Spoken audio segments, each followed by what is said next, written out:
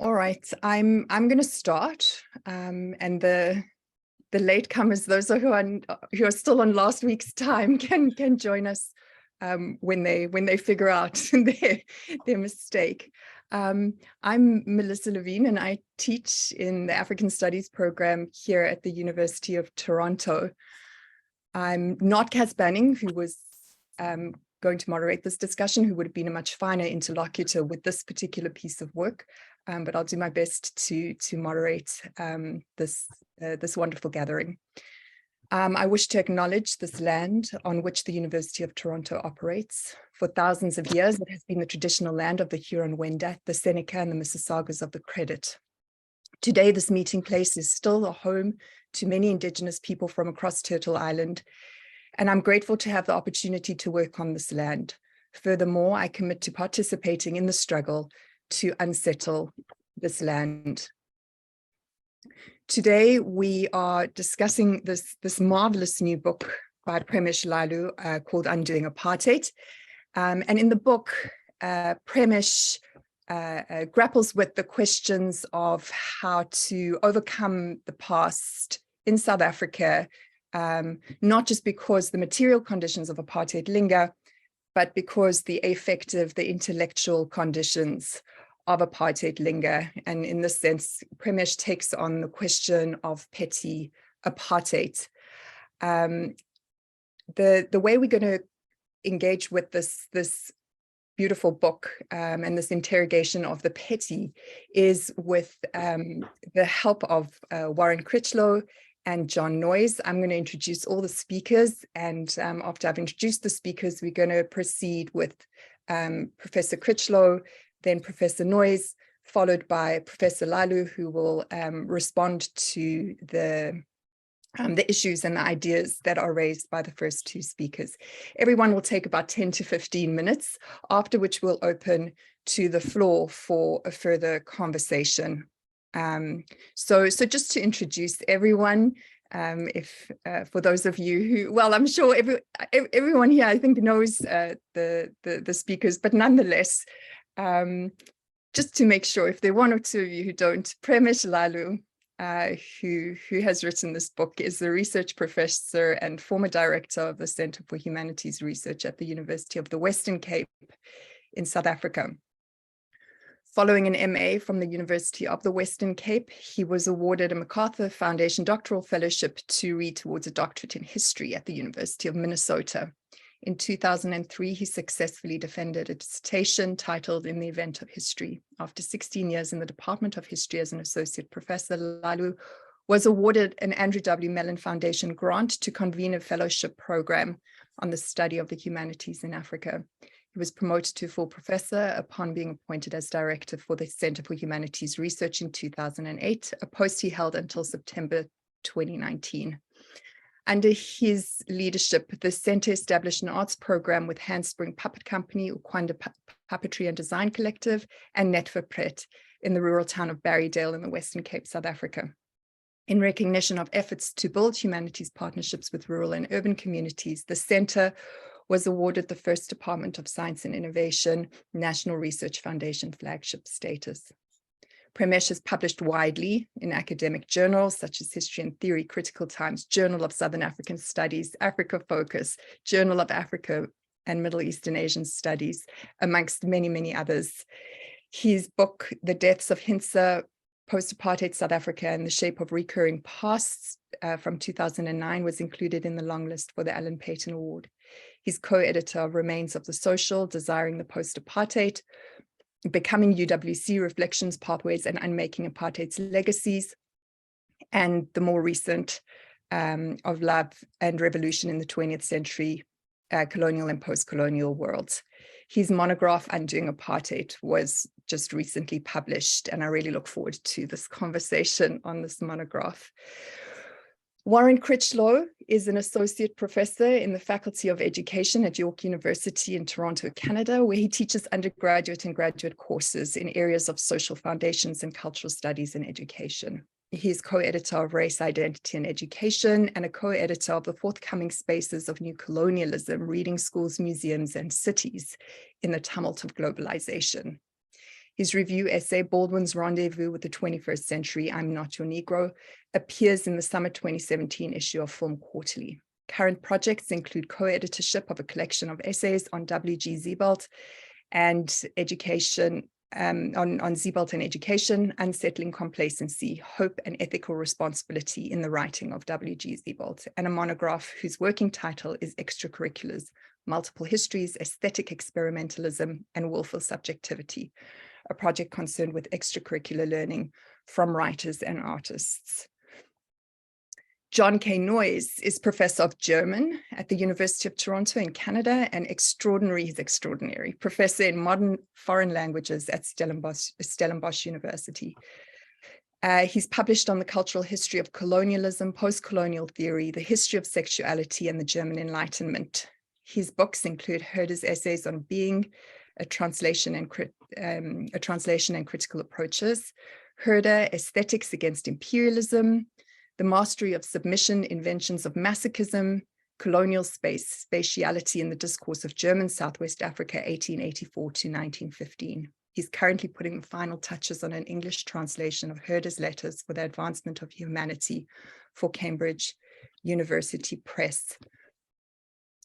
Welcome to everybody in the audience. There's so many people here who I know from South Africa and from around the corner here in Toronto who I haven't seen in too long. Welcome to all of you on behalf of the Jackman Humanities Institute. And thank you very much for spending your morning and afternoon with us. Over to Professor Critchlow. Thanks very much, Melissa, for that very kind introduction, and nice to meet you, John, and lovely to see you, Pramesh. And it's really delightful to have an opportunity to talk about this very significant book, Undoing Apartheid. And of course, I want to speak to this book from my position in education, because this is a book, I think, that many scholars will take up in very different kinds of ways, from its concern with the Greek tragedies to the histories of apartheid in South Africa, to the particular forms of art, the plays, the theater work and puppet work that Pramesh takes up in this book are all very rich domains for consideration. And so there's a lot to say about this book from all these variety of angles. But what strikes me about the book is its significance for education itself. And I've been talking to my colleagues about this book and how it raises many questions that we in education, and particularly in teacher education, have been taking up for a long time.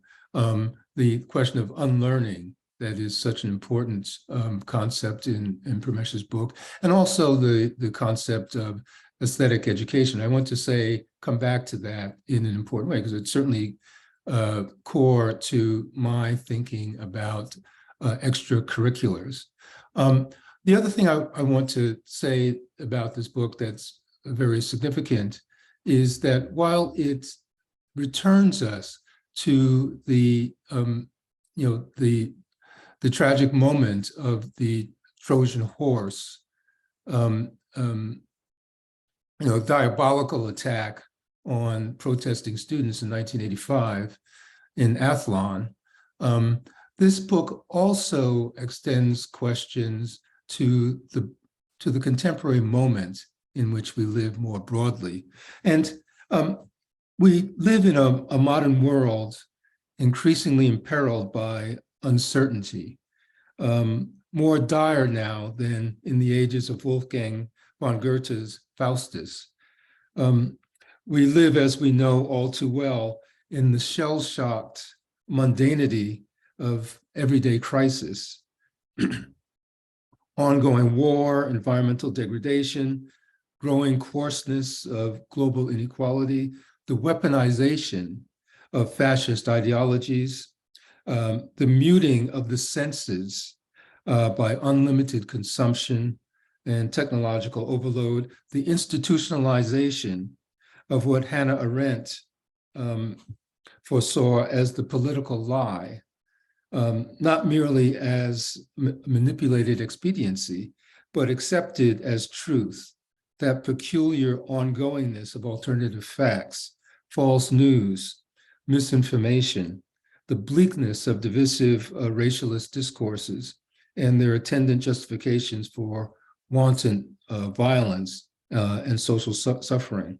Undoing Apartheid is prescient in its prognosis of the global present, as prescient of the global present as is its analysis, its very deep and rooted analysis of the situation in South Africa in the aftermath of apartheid and the ongoingness of trying to realize a particular form of transitional justice. So undoing apartheid is prescient in its prognosis of the global present, which had, after all, I think as Pramesh's book points out, been already anticipated by apartheid.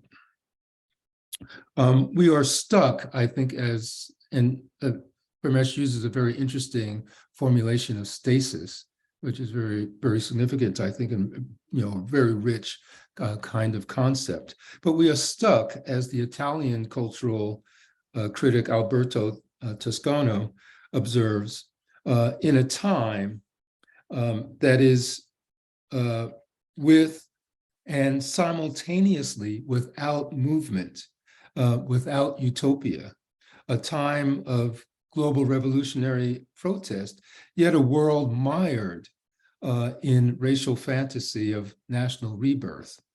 My colleague in education, Mario Di Paolantonio, has recently written, the taxonomy of the present is more readily felt and registered, rendered simultaneously legible and illegible by the shocks and the aftershocks of what the bafflingly violent double binds of our condition does to our psychic life. And I think the psychic life is what Pramesh is really trying to get at in this book, and it comes to the fore for me in terms of the way we think about education today.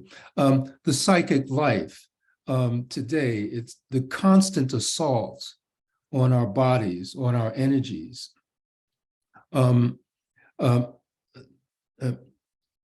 our senses, to our nerves, our nervous systems, as Pramesh points out, to our imaginations, to our love of the world and to each other. These are all part of the dilemma that Undoing Apartheid is trying to think through in the ongoing aftermath of apartheid.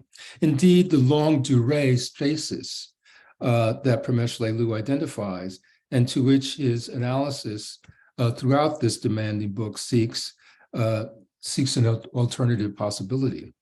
The sporadic 2 centuries long emergence of a sentient subject of modernity, habituated by the mythic, particularly the mythos expressed by an extreme tautology of race, lodged in the banality of the everyday. These are astonishing phrases that one encounters in this book. If one is reading this book, not just for the history of the aftermath of apartheid, but also for an understanding of the present in which we live that is more global, that was already anticipated by as Pramesh writes, apartheid itself as a system of oppression.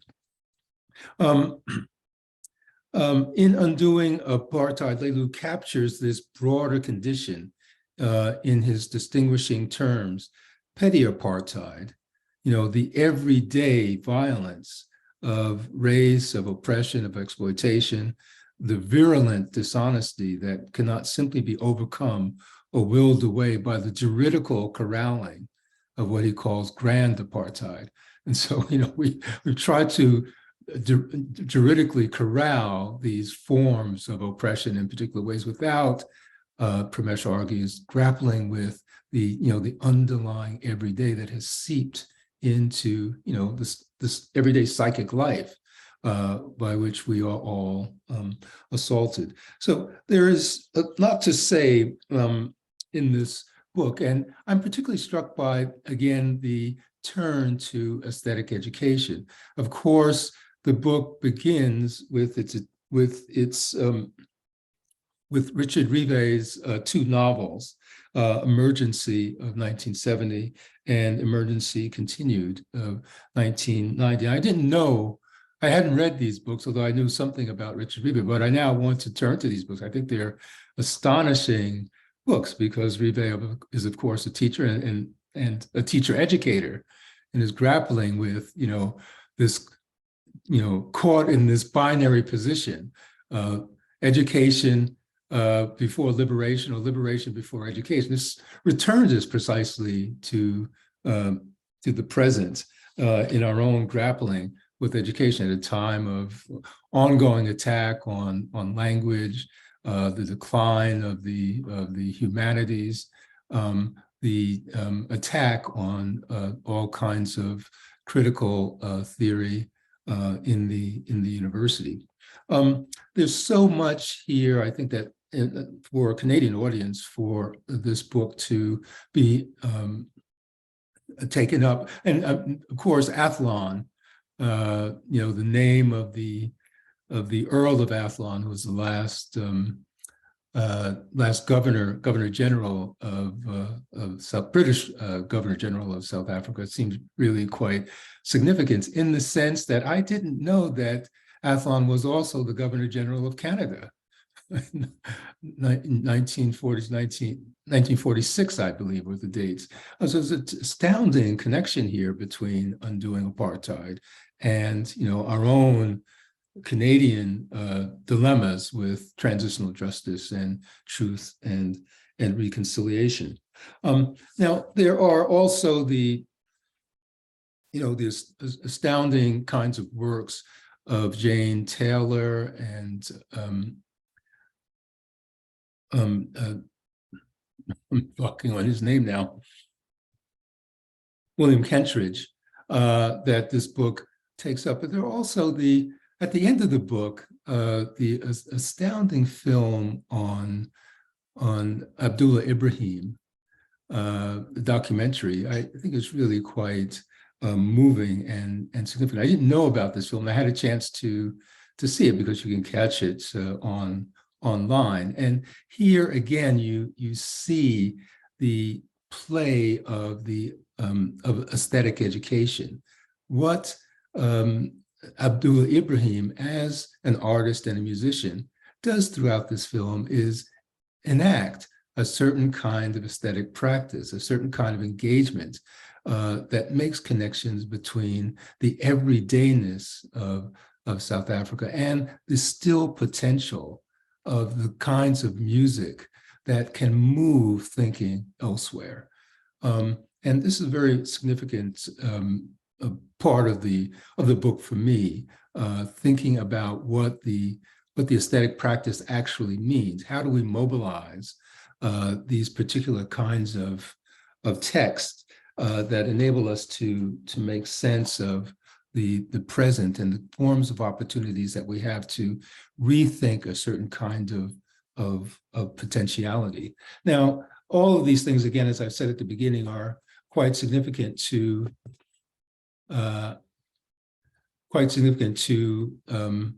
education. And so the number of questions that arise here, what does it mean to unlearn? Where in the humanities and in education do we engage in forms of aesthetic education that are themselves predicated in the same forms of daily life that that return us and keep us mired in certain forms of oppression and certain forms of thinking? How do the technologies in which we are all increasingly mired. Pramesh in this book talks about the return of the human to the machine. And this, of course, cuts both ways. I mean, the machine can open up certain kinds of possibilities, but it also can close them down. So the questions become, how do we work out this ongoing tension that really exists at the level of everyday psychic life? If something is said or if something is experienced that is so traumatic, as what is described in Athlon in 1985, but certainly in the ongoing present in which we live, can it be unlearned?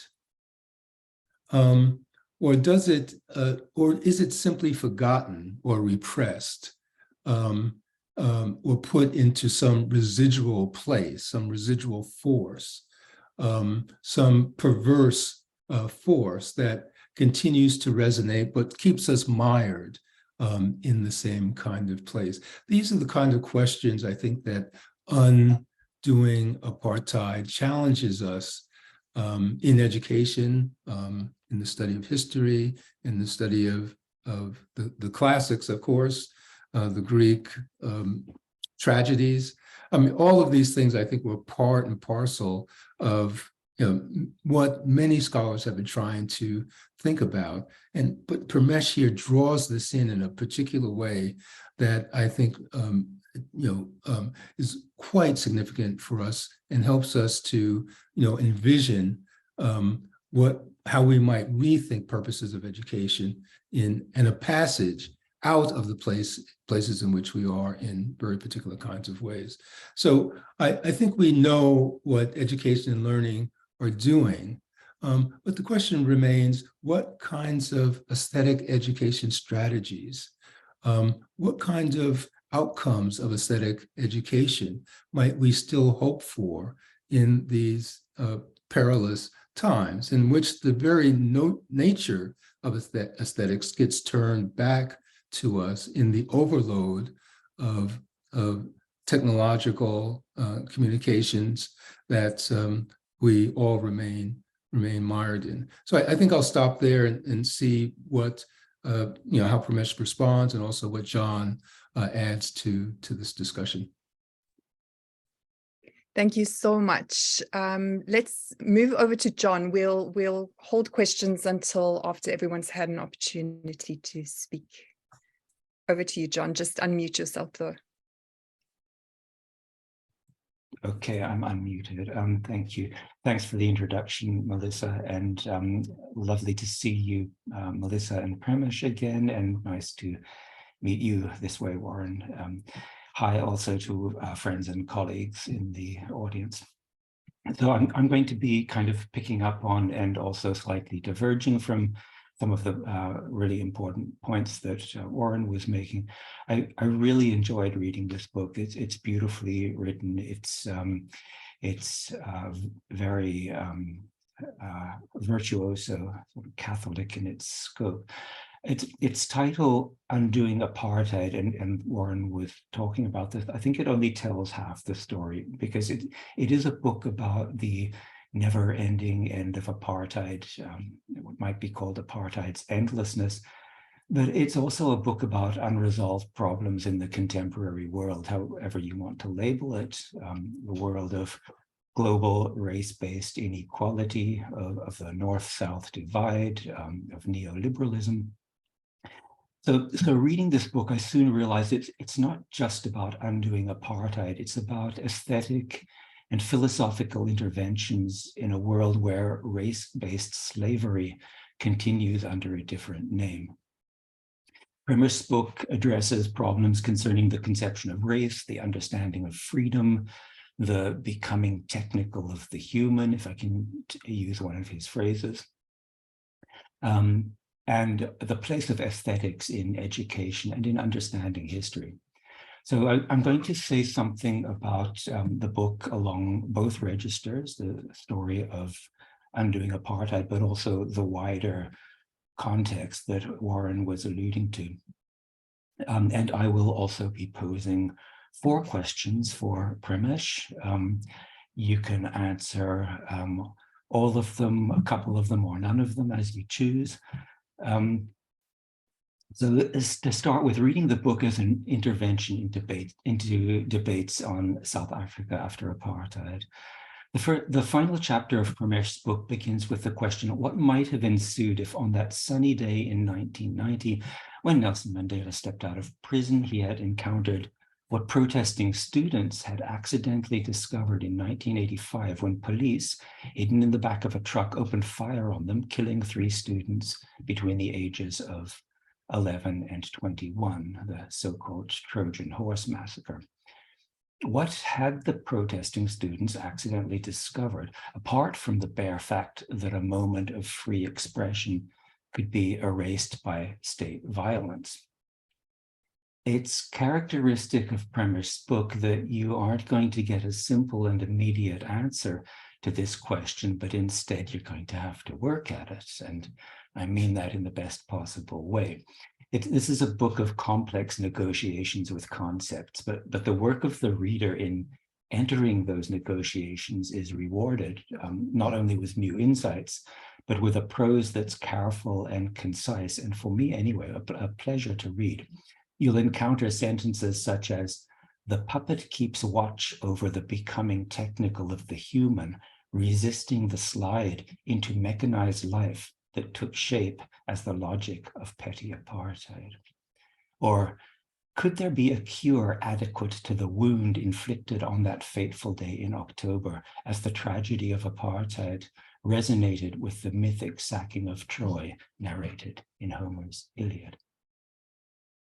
So what might Mandela have encountered? Those of us who went down to the Grand Parade to hear him speak that day will never forget it when he addressed the crowd with the words, "Friends, comrades, and fellow South Africans, I greet you all in the name of peace, democracy, and freedom for all." Or when he concluded with the words he'd spoken decades earlier at the Rivonia trial, "I have fought against white domination and Black domination. I have cherished the ideal of a democratic and free society in which all persons live together in harmony and with equal opportunities." Mandela's dream rests upon a particular understanding of race, domination, freedom, opportunity, agency, the possibilities open for political action. So what he would have encountered, and this is one of the main things I take away from Pramesh's book, what he would have encountered is the undoing of each of these concepts.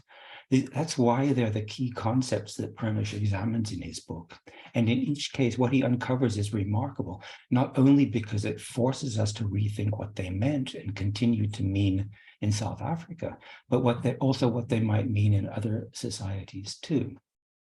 But first, post-apartheid South Africa. There are various ways to think about what Mandela wanted and what he achieved and what he failed. Most of you will be familiar with narratives of political compromise, of being held hostage by global capital, of an idealism divorced from political realities, of a vision upended by corruption, etc., etc. There's been much debate about the Truth and Reconciliation Commission, what it achieved, where it failed. But what Pramesh asks us to consider is what got lost every time a vision of South African society after apartheid failed to understand how apartheid had infiltrated everyday life in the practices of petty apartheid. Of course, much has been said and written about petty apartheid, but the achievement of this book is to make it clear that without an interrogation of petty apartheid, the concepts we use to think about South Africa after apartheid become like hollow shells. Words like freedom, opportunity, education, even race ring hollow. And that's because in the practices of petty apartheid, every day, these concepts were made and undone again and again. This is the underlying theme of the book, that an examination of petty apartheid's intrusions into everyday life is the first step in thinking about South Africa after apartheid. In Pramesh's examination, petty apartheid was many things. It was a psychological disconnect between individual and group psychology. It was a cruel play with desire, but most important, perhaps, it was aesthetic. It was a manipulation of the senses.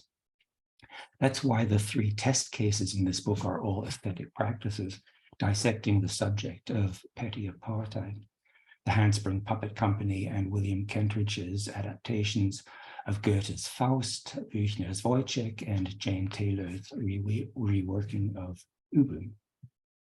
And by the way, I just have to say that as someone who has taught Wojciech and Faust for many years, I was quite amazed by Premish's insight into these works. And it was an absolute joy for me to just to learn new things about them through his readings.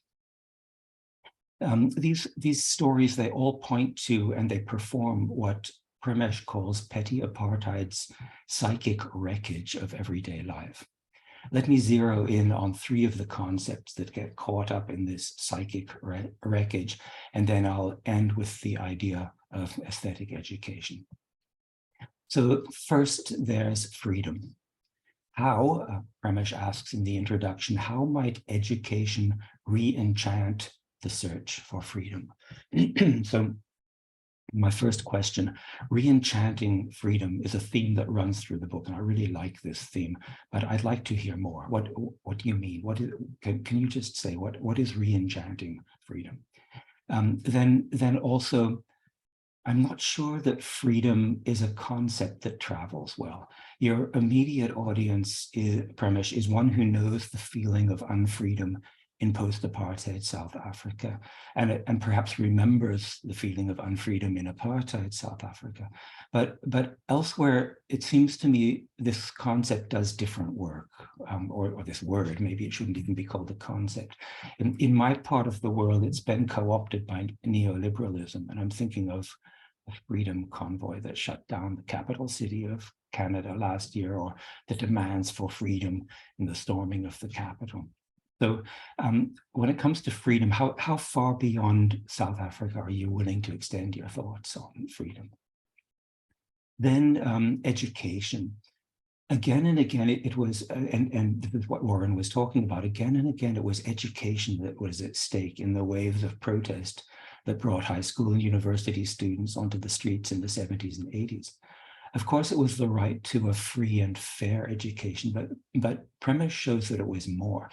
It was a torn and damaged sense of the human, with conflicting desires that made life unlivable. So this is going to lead me into my second question about education and desire. I really enjoyed this part of the book.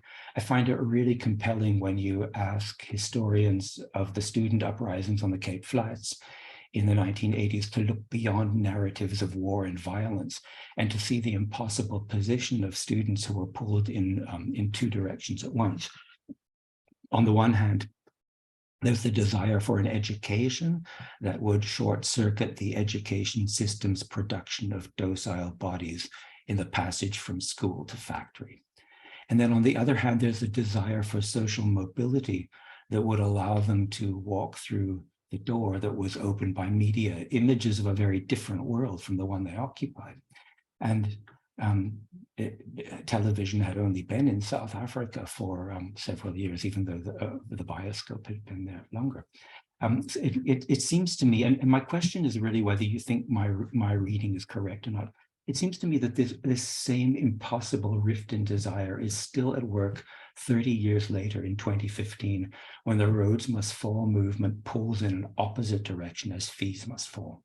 So we've got fees must fall demanding fair access to the kind of education that would allow social mobility in a neoliberal economy. Fees must fall. And we've got Rhodes Must Fall demanding that education be reshaped outside the logic of the neoliberal logic of social mobility. So just interested to hear your opinion about that thought. Then race. What I take away from this book is that we cannot understand racism and racist social structures if we think we know what race is. We can't know what race is without looking at the way the human objects of race-based unfreedom are forced in their everyday lives to reconstruct and perform race, whatever that is. And when I use the word we, I'm invoking the kind of collective political project that Premesh implies in his book. But we, this word we, it also decenters the place of thinking about unfreedom. In the South African context, and perhaps elsewhere too, ontologies of race have to give way to the kind of interrogation that Premesh so beautifully demonstrates. Interrogations into the entanglements of technology, aesthetics, and biopolitics. So here my question, and this again picks up on what Warren was saying. I think your comments on petty apartheid do travel well, and I'd be interested to hear your response to my impression that this isn't just a book about race in South Africa, but about race in general, race in inverted commas every time. Finally, and to close, a word about the aesthetic and aesthetic education. In the wake of the French Revolution, Schiller contemplated the motivation for freedom, and he rejected the idea that freedom, that the desire for freedom could be based or should be based on purely animal urges for violent upheaval. But he also rejected the idea that it should be based on idealist conceptions of a society. And he concluded that aesthetic education was the realm where freedom was possible. Premesh picks up on this and shows that it's the aesthetic where the difference between freedom and unfreedom is going to be worked out. And when he speaks of the wound of Philoctetes, he shows that it's only the person bearing the wound who's in a position to educate the subject, the political subject, the subject of political machinations. If you want to know what it's like to suffer Philoctetes' wound, then ask Philoctetes. In Premesh's conception, this asking, but also the answer, is the work of aesthetic education. And this education can't be based on the rage of passion that we find in Achilles. It can't, but it also can't be based on the cunning of reason that we find in Odysseus. It has to be based on the aesthetic object. It has to come from the aesthetic object, and it has to be worked out in the aesthetic object. And this is where Premesh situates his analyses of the works of Kentridge, Handspring, and Jane Taylor. And here, a final and short question. This archive you use, it's unusual for a historian. So maybe you'd like to say something more about your book as historiography. And with that, I will say thank you, and I'll end. Thank you so much, John and Warren, for such compelling remarks and such wonderful readings of this book. Premesh, over to you. So 10, 15 minutes or so, and then we'll open to the floor for further questions and engagement. Thank you so much. Thank you, Warren and John. That's, just such a beautiful, beautiful, eloquent reading of what I think, with very difficult moments in trying to figure out the kind of problematics that the book is engaged with. Roland Barthes says somewhere that one is always only invited as a guest to a reading. And if that is the case, then this has been a case of a moment of sheer hospitality and generosity. So thank you very much to both of you for working through, some of these questions with me. I know Warren said to me at some point, that the book was somewhat peripatetic, in the best sense of the word.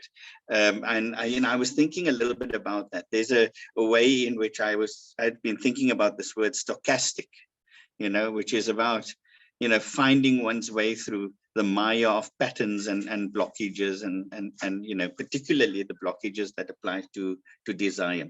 Let me, say at the outset, and so I will, just try and pick up on some of the questions that have been raised, because I think they hold together quite nicely some of the threads and strands of the book. That in at least one reckoning with this book, And I think Warren is correct. There will be many reckonings with this book, as there have been many reckonings with the problem of apartheid, as there will, be many reckonings with the problem of race and its relation to kind of contemporary forms of power and its distributions and exercise. But let me say that this book is part of a long brewed engagement, problematization of the question of race. And so it comes out of my own, formation in a student movement in 1985. And it comes, and some of the reflections through Richard Reeves, Emergency and Emergency Continued. Reeve taught at the Teachers Training College right next to my school, and taught Latin to many students on the Cape Flats, many who ended up entering university as medical students and law students, because Latin was a prerequisite in the time, but was never allowed to teach. In fact, he was refused posts at both UCT and UWC, University of the Western Cape, the university that I teach at. So there's a way in which this book belongs to a tradition of thinking, a complex engagement with the question of the problematization of race. In fact, one might even say that it is engaged with the problem of the problematization of race. And I think that in that, there's a way in which the book is asking all of us, all its readers, to help us figure this and think through this question. There are going to be no vanguardist positions, much to the contrary of what I thought when I was, 17 and 18 in the streets of Athlone. There's going to have to be a kind of process of undoing. And it's the word undoing that is really holding so much, as both of you have pointed out, because it does entail, as Warren was saying, a mode of unlearning, a mode of learning to learn, a mode of intuition, of being in the world, of reawakening the senses, of kind of reconstituting and reconstituting the senses to engage the problem of race somewhat differently. Because there is a way in which, in its morphing into something different, we would have to pay attention to what is happening under the sign of race.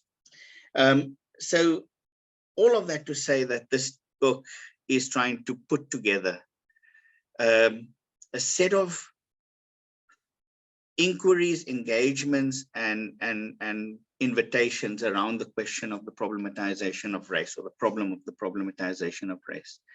In all the ways that it kind of engages this question of race, I think it is S.M. Molema, Silas Modiri Molema, a medical student in the 1900s who left South Africa for Scotland, and while in Scotland had formed what was called the African Races Association, but had also increasingly engaged questions of the inheritance of the Enlightenment, of the Scottish Enlightenment.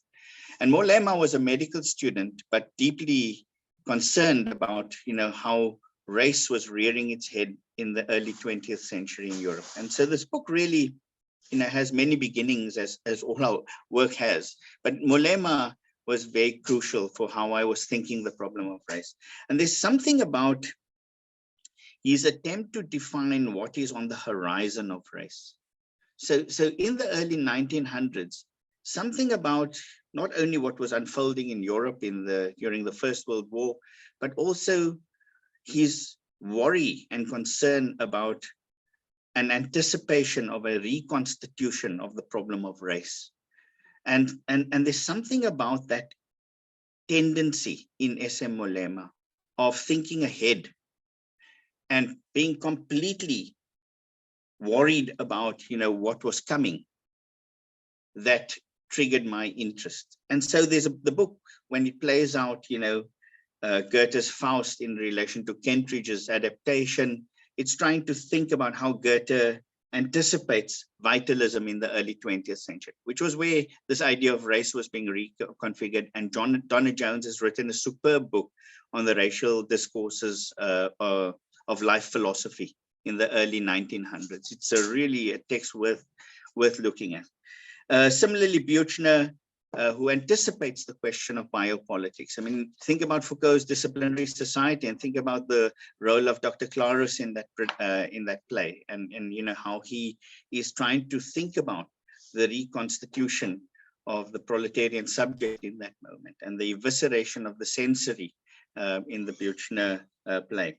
And similarly, Alfred Jarry by the early 1900s had come to grapple with the way in which the human was colliding with the technological resources and the expanded technological resources of his time. And so in some ways, the book is trying to plot a different reading of the problem of race, one that takes into account what might lie ahead. And it's asking us to think ahead. So there are many formations of the critique of apartheid that have tried to figure out the combination, the correlation, the relationship or non-relationship between race and class, for example, or race and desire, race and sexuality. I mean, we have all of these couplings, and partly all of those have sustained up to this point our critique of apartheid and its aftermath. I'm suggesting that there's something on the horizon that we would have to pay attention to, and that is the emergence of what Bernard Stiegler might call a technogenesis, a shift in the order of race brought about by new technological resources that are increasingly beginning to show up everywhere as reconstellating a formative concept from the 19th century that has traversed, you know, the legacies and inheritances of critical theory from the end of slavery to the present. So I'm trying to ask us to do what I think Marx was doing a little bit of in the Grundrich, especially on the section on the machine, the essay on the machine in the Grundrich.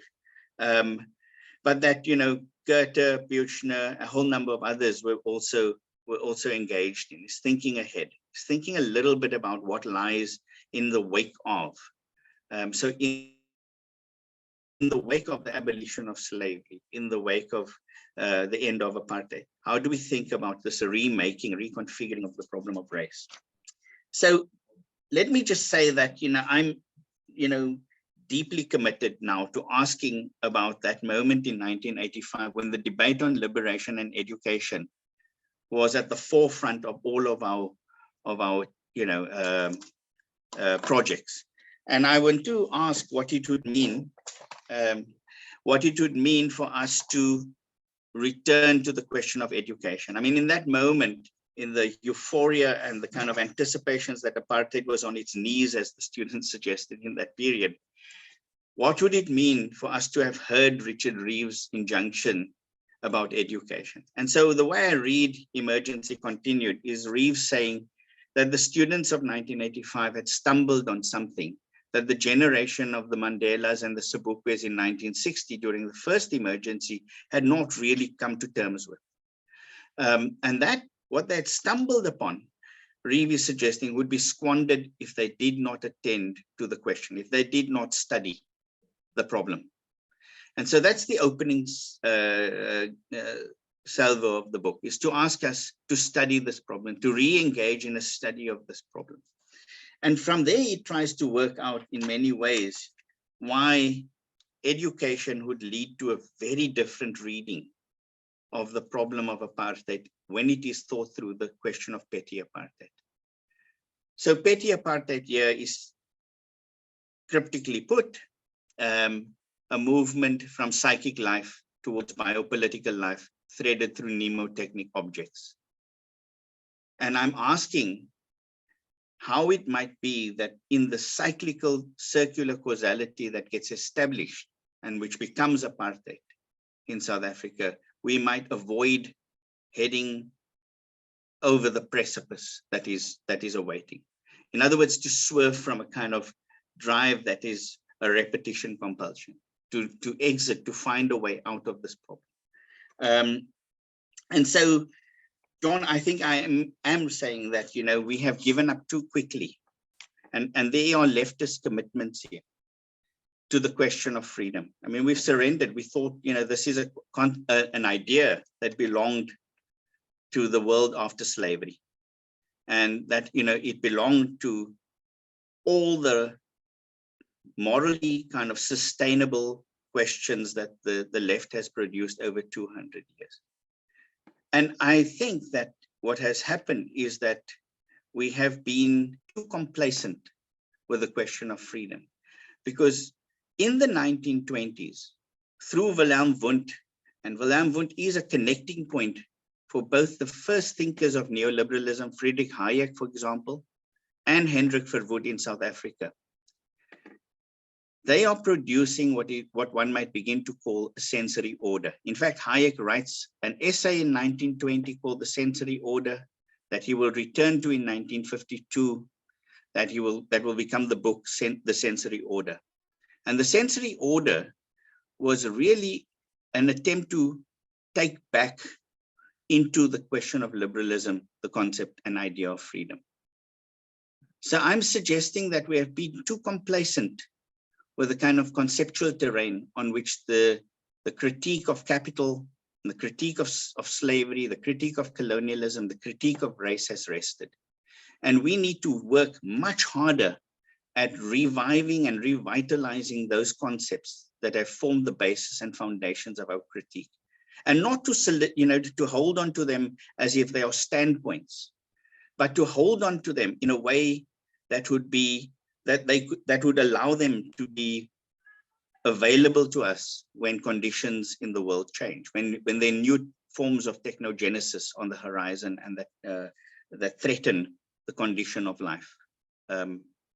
So I think the question of re-enchanting freedom, and here, Bernard Stiegler has been a very important thinker for me, is to rethink the kind of legacies of phenomenology, and the Husserlian phenomenological tradition in particular, with primary and secondary retention at its core.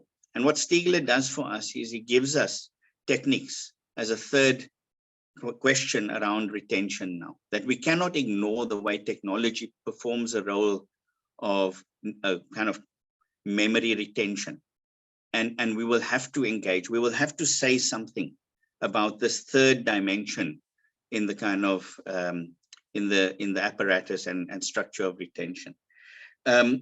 So yeah, I don't think that we're going to, neoliberalism has become there's a capaciousness to the critique of neoliberalism, but I think we might want to return to the problem of the sensory order that preceded the economic doctrines and that came about in the 1970s through Hayek and others, and involved in the von Mises Institute, and that people have engaged with through Philip Mrylowski and others.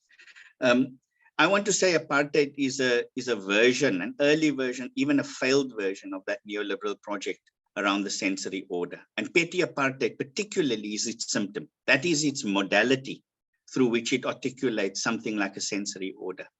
We have not attended to the question of the sensory order in South Africa, and neither have we attended to it sufficiently, I believe, in the critique of neoliberalism globally. And so I'm asking us to think again about what is at stake in this notion of the sensory order, and how might we think about the concept of freedom by rethinking that problem of the sensory order. So that's the point on freedom. I think we've got work to catch up here on the question of freedom. And we also have to think very carefully about what that question now means in light of its kind of appropriation in very dangerous nationalist projects, but also racial projects of civil war, if you like. On the question of damaged desire, and the way in which one thinks about desire in education, I turn to the Quo et Troy for a very particular reason, because Seamus Heaney's Quo et Troy firstly was written for Mandela in 1990 as a gift, and notwithstanding Biden and everyone else quoting that famous, hope and history rhyming, I think it's so convenient for them to use that, because, there's no rhyme of hope and history. And in fact, Heaney's worried about the fact that there might not be a rhyme of hope and history. But you will recall that in that play, he's asking us to think about the further shore. And there's something about the further shore, which is not about what is immediately at stake in our condition. You know, it is, there's something else that we have to attend to. And so, you know, he was, in the interviews I've read, in various texts, it was suggested to him that he does a version of Antigone as a gift to Mandela. And it was Field Day Company that performed it in Derry in 1990. So it's the fall of the Berlin Wall, and also, you know, the end of apartheid, and some hope on the horizon for the Irish question to be resolved one way or the other, the question of Northern Ireland.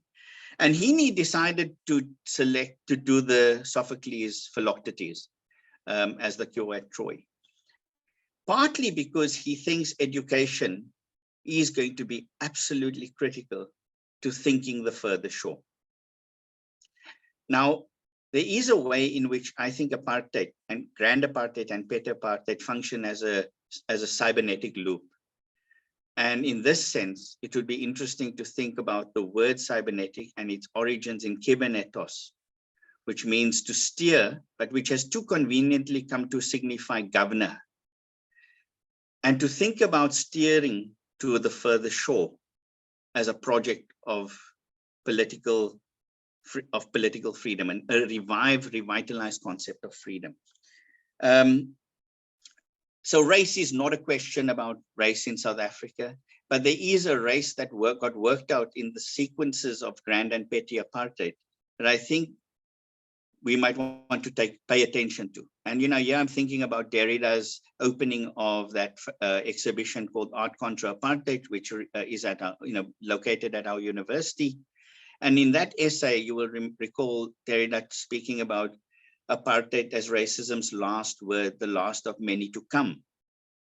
And I'm suggesting here that we are in that space of the race that is coming.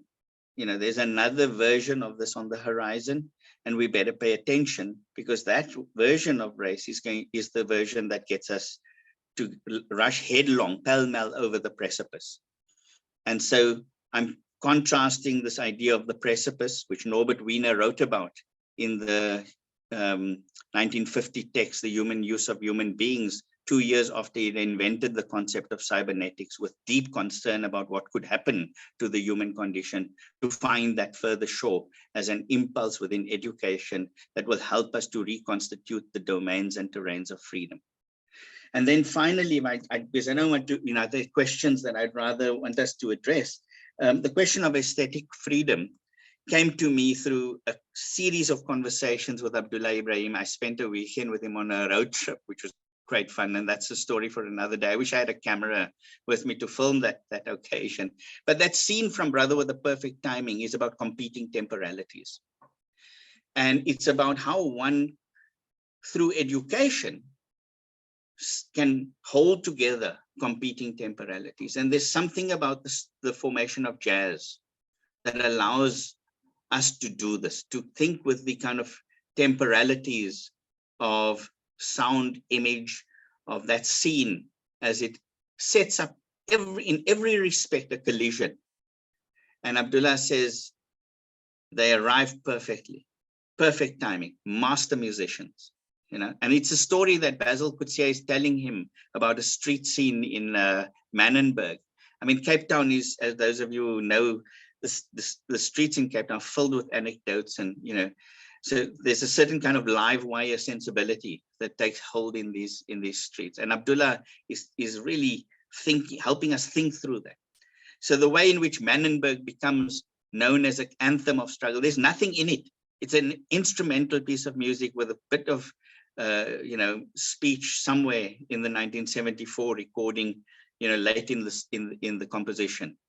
But how do you know that this is a work of resistance? It is that there's a slight change in the name of the place called Manenberg, which is where people were forcibly removed to, and the name of the composition Manenberg, to which a cogitative consonant is added. So you have Manenberg with a double N. It's a, you know, there's a doubling of the kind of the way you say the word Manenberg that shifts, that reorients the senses to something else. All of that to say, an aesthetic education is something that we would have to now think seriously about. I mean, it's work that we've been doing in the Center for Humanities Research at UWC. But, you know, the reason why the puppet is so important for me, and I'll just say this and then I want to stop here, is that I had been thinking very long and hard about Masahiro Mori's essay on robotics. And alongside this, Lydia Liu's wonderful book called The Freudian Robot. And Mori, in that short essay in 1970, is deeply concerned about the invention of robots that resemble the human. And he suggests in that diagram that he does that this would be a descent into what he calls the uncanny valley. And the uncanny valley is a state of stasis. That's the moment at which the shock of the Trojan horse as a war machine will come to bear on the senses. And what he suggests is that in the Bunraku puppetry traditions of Japan, which is also part of the influence and inspiration for Handspring Puppet Company's puppet, where the puppet and puppeteer are on stage together, and the puppeteer has to keep the puppet alive on stage, that is an antidote to the slide into the uncanny valley. So that aesthetic education is pointing towards an attempt to avert a slide into the uncanny valley, into mechanized forms of life from which we would struggle to emerge and from which we would never be conceivably undoing apartheid in any sense of that term or that phrase. So let me pause there, and I hope I've been able to grapple with some of the suggestive ways in which John and Warren's reading has proceeded. Thank you very much, Pramesh. That's just been amazing, and my head's buzzing, which I'm sure everyone who's joined us are also buzzing. So I'm going to open for questions or comments from the floor. Those questions, you can either put up your little Zoom hand or your actual hand if you turn on your camera, or you can ask questions in the chat for the panel. For the panel as a whole. While I'm waiting for questions, perhaps I can just pose a few. Maybe we'll take a couple at a time, and then whoever wants to respond, Pramesh in particular, please do. But it just it occurred to me from all of your conversations that when we think about the petty apartheid, that petty apartheid is what I understand in my social science brain as kind of residing in the terrain of the normalized, and the normalized, the taken for granted, that which we no longer see. So whereas the grand is the spectacle, is the obvious. So in some ways, petty apartheid globally as a planetary project, and John, this is where I think the freedom issue is something that we can relate to in different parts of the world, is that it depends on consent. So it's kind of Gramsci's nightmare in that sense. It's we complicit in, we consent to these kind of taken for granted ideas about the world and its structuring, and perhaps it's Stalin's dream. This kind of totalitarian dream that is the neoliberal present that we complicit in, that we consent to. So where it comes to the TRC, that Pramesh talks about the TRC as delving into the grand and not engaging with the petty. What it means is that there's no white person in South Africa that you can find today who ever supported apartheid, because of course, according to the TRC's version, who did? It's so grotesque. And yet our everyday relations continue to be expressed through the dynamic of apartheid. So what would a TRC that deals with petty apartheid look like? And it's the same thing in Canada. There's not one person who would call themselves a settler. We'll call ourselves settlers, but none of us will, or maybe just a handful of us, will look at the residential school system and say, oh, you know, we had a hand in that, right? We're not those people. And yet there's this kind of repetition in our everydayness. So, you know, so thinking through how we undo that normalization, I think is the big question. Is the big question for us. You know, how, Warren, do we bring Athlone and Athlone into conversation with each other? The Athlone there and the Athlone here have implications for the kind of politics of the present. I think that Pramesh has been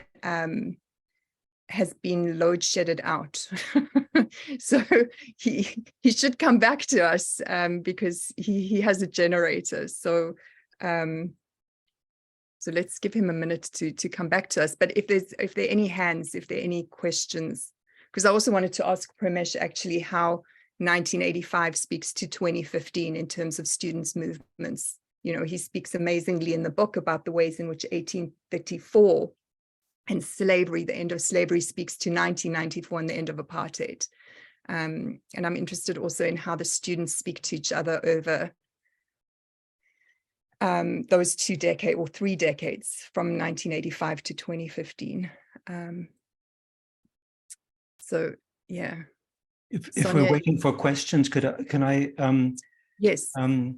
Can I just say, picking up on what you're saying, Melissa, it's really interesting, isn't it? The way so many of the small satellite projects around the Truth and Reconciliation Commission seem to have been forgotten in the discussion of what was happening in the 90s. Sort of projects like what Michael Lapsley was doing, trying to bring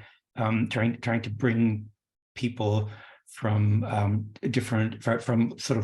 different walks of life and sort of from the white suburbs and the townships together to talk about their experiences of petty apartheid. So that it's kind of, it's not part of the historical narrative of reconciliation. Right, and an important part. Oh, I think let's see if I can find, I'm going to see if I can find Pramesh, but one of the other things that I don't know also if the audience can also we can think about together is also the way in which I think that this book and Warren and John can speak to this too. The extent to which the book, I think, is directs us away from the kind of exceptionalism that South Africa is often thought through. You know, South African exceptionalism is, you know, Pramesh really writes against that in the book to the extent that, you know, it's immediately in conversation between Ireland and South Africa, which I think is so interesting.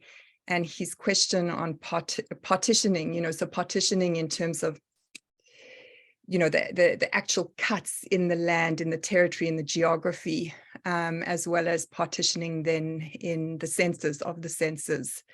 And how that is, you know, a project globally that we can think about. And I was thinking about this in relation specifically to some work that I was reading recently by Boyarin on a no-state solution. It's a book that he's just come out with. So, you know, the role of the state then also in all of this, again, the social scientist infiltrating a humanities discussion is, but I'm very interested in the state and aesthetic education. Is aesthetic education against the state on some levels, or is the state capable of such a thing? And I'm thinking about this specifically in schools as opposed to universities. You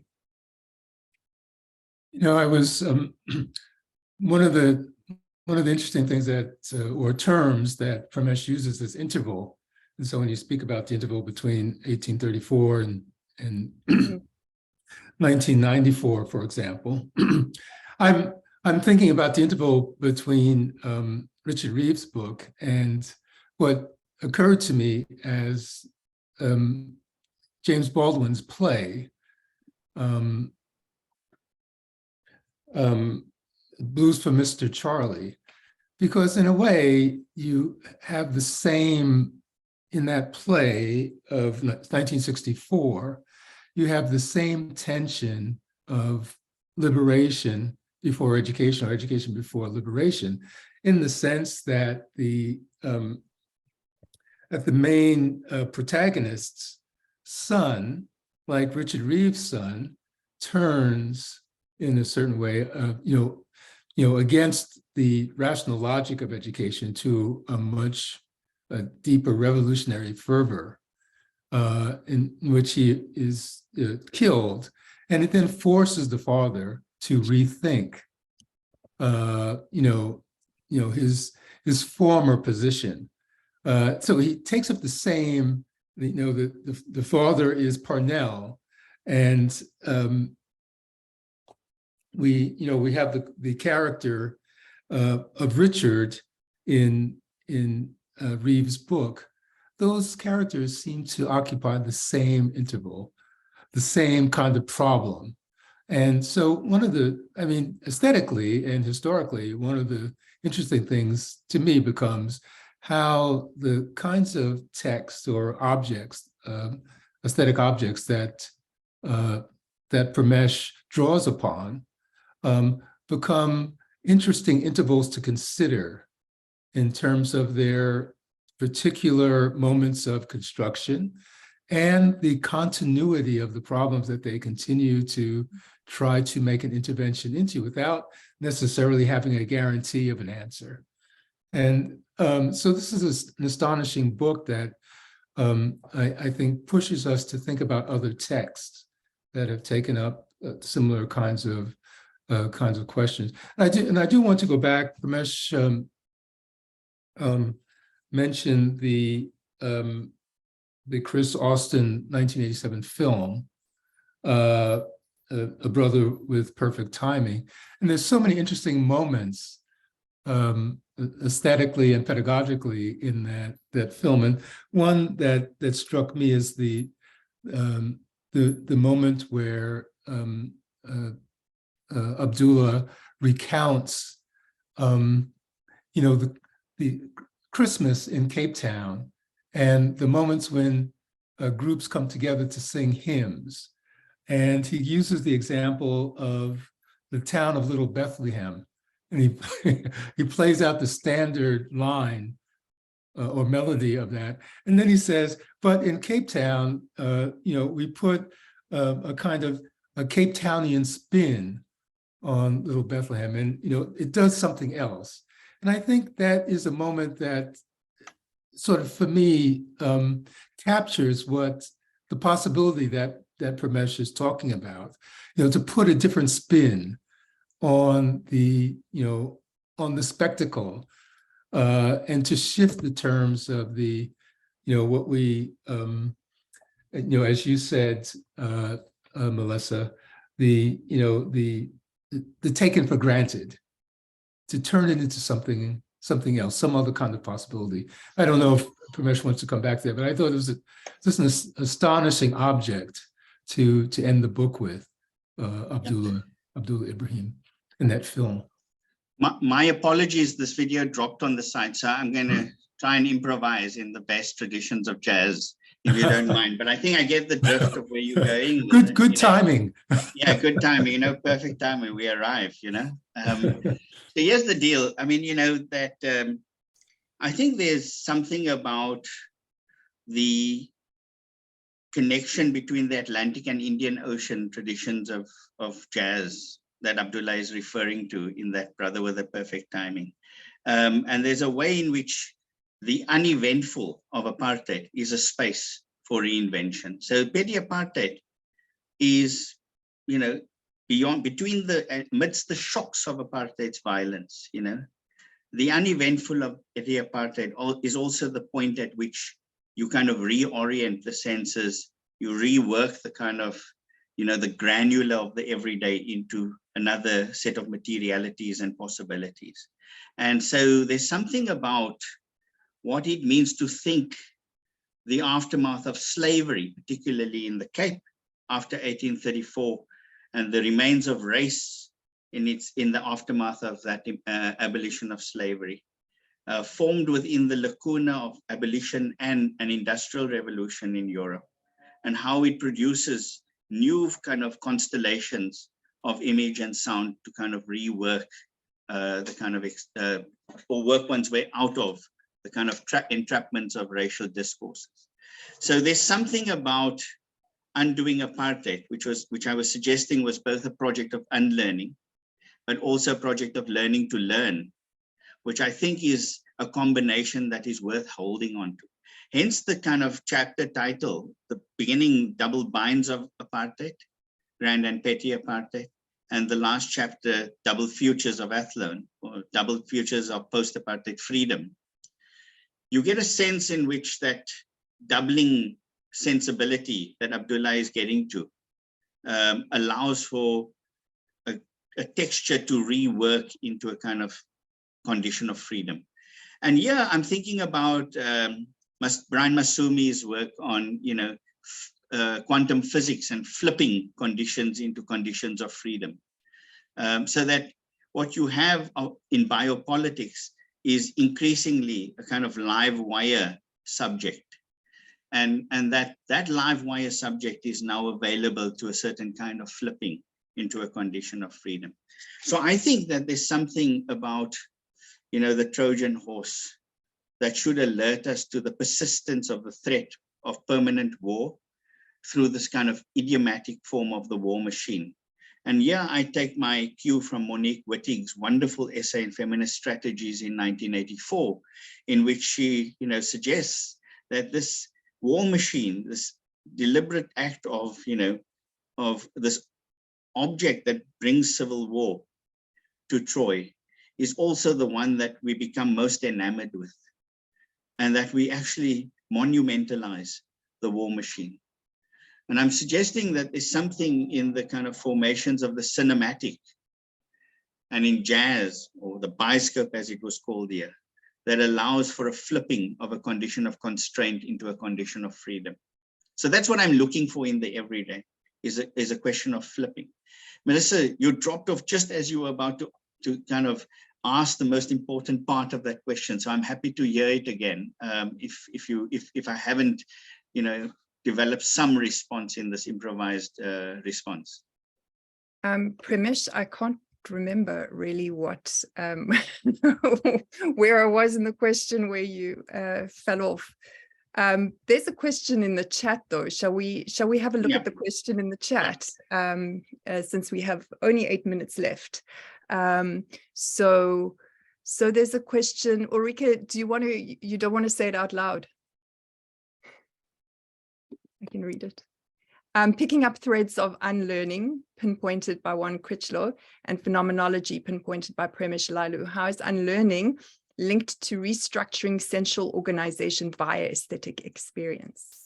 Thinking about Merleau-Ponty, who was concerned with this question, meaning that he had to rely on concrete material to do so. Sorry, my eyes. What could this material be in the context of the issues discussed here? And how do we engage with that material without falling into the trap of appropriating it to a central organization that precisely needs to be unlearned? Or in short, how to approach material without silencing it by imposing a structure onto it? That itself is... It's a fantastic question. It's going to need me to think with that for a very long time. Yeah. I mean, I think what I would say for now, and I think it does, I'm trying to, in the end of the book, put together Stiegler's reading of Husserl as a way to kind of at least open up onto another set of questions around techne and technology, and what we might do in recuperating and recapitulating techne and directing it elsewhere, its energies elsewhere. I would say that, the puppet as a particular kind of orchestration has intrigued me for a whole number of reasons, partly because in the three productions that are at the core of the book, Faustus in Africa, Wojciech on the Halfveld, and Ubu and the Truth Commission, Kentridge, very purposefully and very deliberately chooses to activate the puppet as a device for thinking sentient subject, but also trapped within a certain kind of structural condition. What I find fascinating in the puppet might be described through an essay that Jean-Luc Nancy wrote on rethinking the question of commodity fetishism in Marx. Nancy has this moment in there where he talks about the pulcinella in the market, and the guy with the crucifix waving it around and trying to attract, the audience towards the church and towards the chorus. And in that moment, one is reminded again of that very beautiful kind of rendering of the question of commodity form in Marx, in the toy shop with tables talking, and suddenly there's a little bit of enigma to the object that is available to us. So I'm keen not to fall prey to the kind of conventional ways in which we've come to think about the art object, right? But to actually reconstellate it in relation to a particular set of problematics that are beginning to show up as a reconfiguration of the problematic of race, and perhaps even in apocalyptic forms. So the end of slavery, and I use the Francis Danby painting in that moment to talk about, the kind of apocalyptic sublime. I think we're back there with the apocalyptic sublime. And, when I contrasted 1834 and 1994 in the book, to ask why there was no rhyme of hope and history in those two, that the slave was promised an end to slavery, but also to the rule of race in 1834. And yet the end of apartheid marked a return to that very same problem. So I think there's something about the relation to the object that will have to be constellated in our configuration of the problem of race as we think ahead. So Ulrika, I think that's a wonderful question. I'm going to hold off on the comment on Merleau-Ponty. It's something I want to talk about at length, because there's something I'm working on at the moment around what I'm calling the administration of fear, and a discussion on what was in South Africa became known as the Immorality Act. That I want to pick up, a kind of rereading of Merleau-Ponty. I want to, the theoretical impulses in this book are many, and part of it is me circuiting through a whole range of theoretical propositions that have allowed us to think sentient subjectivity, race, and technology. In the first chapter, in the chapter on Faustus, for example, I'm concerned with the idea of immaterial labor, and particularly to depart a little bit from, maybe depart quite substantially from what Hart and Negri give us in that concept of immaterial labor, by thinking about how Africa is a site of a certain kind of laying out of that idea of immaterial labor.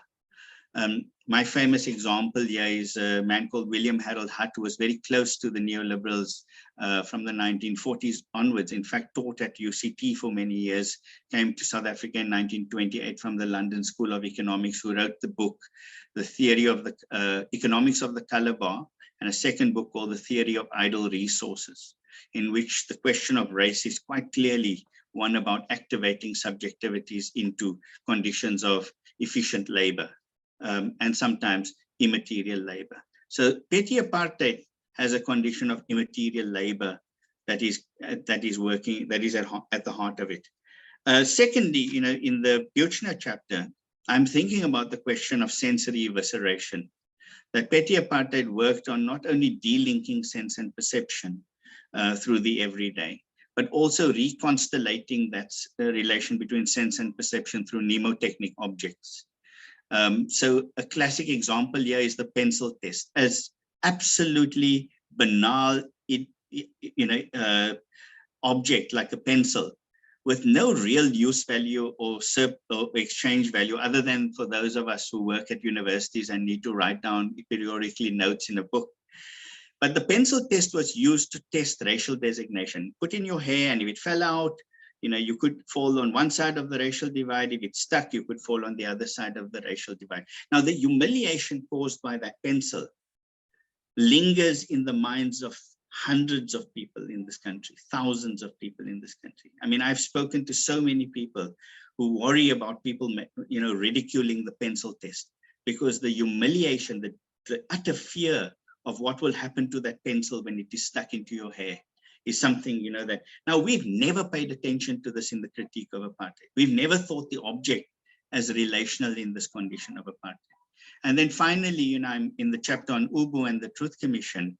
I think Jane Taylor and William Kentridge do an absolutely wonderful job with slapstick.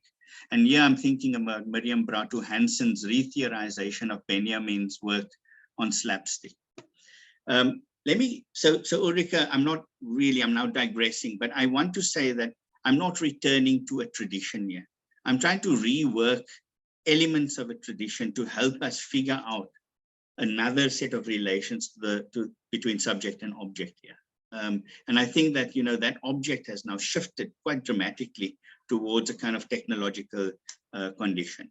I wanted to also just come back to the point I was making about freedom with John, and I was reminded, in the book references an essay by Walter Benjamin called The Last Snapshot of the European Intelligentsia, written in 1929 on the eve of his great despair, that led to his death, his untimely death. But Benjamin in that essay asks, who has the concept of freedom? Who holds the concept of freedom? And, he, through a long thinking through of, where this concept has landed up, is able to, makes the claim that actually it's the surrealists. The surrealists are the only ones that have held on to a concept of freedom. And in similar vein, I'm asking, who has the concept of freedom? Where has it gone? Yes, we know it's been, appropriated and now instrumentalized in all sorts of ways to produce violence. It's been surrendered to the condition of civil war. Whereas what we ought to be doing is to reclaim its kind of potentialities, particularly in the interest of constituting what might be a gift to the world, a condition of post-apartheid freedom. Thank you so much, Pramesh. I think that's, unfortunately, we're out of time. And I think that's actually, though, a really important moment to end, that connection between 1929 and now. But please, the enchanted world, that in this iteration, it is about aligning hope and history as opposed to the iteration from 1929. So thank you so much, Pramesh, Warren, John, for that incredibly engaging set of contributions and thinking. Congratulations again, Mazel Tov, Pramesh, on this really wonderful work that, I've made so many notes to take into class with me, to pursue the kind of education in the classroom that you are suggesting here. Thank you all so much for joining us. I hope that we can continue this conversation across the Atlantic, Yes. between Cape Town and Toronto. Thank you very much. And thanks again, Pramesh. Thanks. Thanks so much, Pramesh. Yes. Thank you very much. I really appreciate, and thank you for everyone for coming, and sorry about the drop in the video earlier. It's okay. We're glad you made it back, Pramesh. Yeah. It's called the return of the repressed. The repressed, yeah, exactly. Or coming in just at the right moment, just in time. Rather with the perfect timing. What can I say? See you. Yes, Thank you missed so my much. questions, Pramesh. Perfect timing. Take See care. you soon, I hope. Yes. Bye-bye. Cheers.